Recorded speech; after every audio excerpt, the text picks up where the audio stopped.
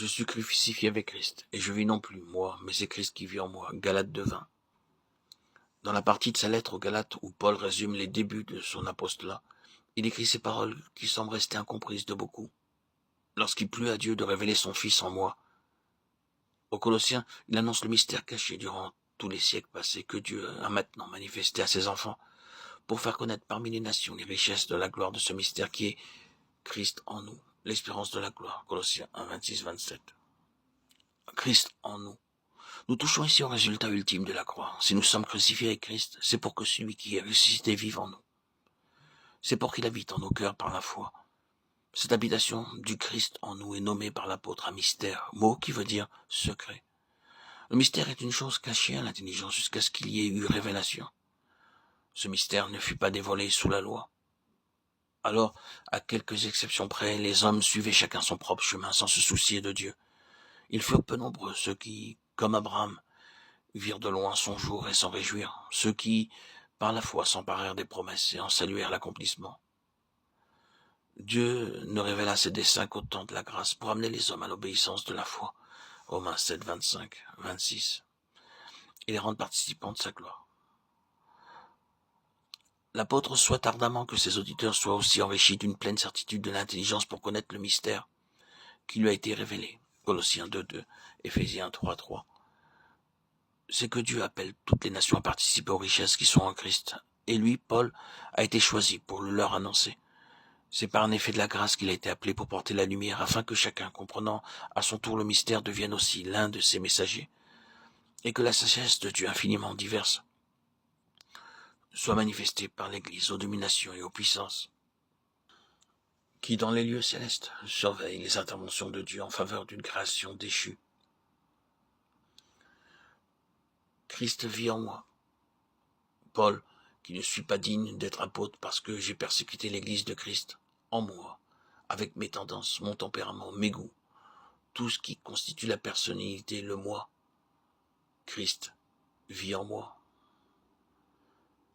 L'apôtre vit cette révélation de Christ en lui. Et il l'annonce aux Galates. Et il fait précéder cette déclaration, Christ vit en moi de cet autre. J'ai été crucifié avec Christ, montrant par là que la révélation du mystère Christ en nous est liée à notre union avec lui en sa mort. Dès que nous avons compris cet ultime message du calvaire et ses répercussions dans notre vie quotidienne, toute la pensée de Dieu à notre égard se déroule à nos yeux dans son harmonieuse beauté. Je sais que ce n'est plus le moi qui est au centre de ma vie. Son ressort, son moteur, ce n'est plus le moi, mais la grâce de Dieu, laquelle m'a rendu capable de travailler beaucoup plus que les autres apôtres, nous dit l'apôtre Paul. Et ce n'est pas ma vie, mais celle de Christ qui remplit mon cœur et se manifeste aux autres par moi.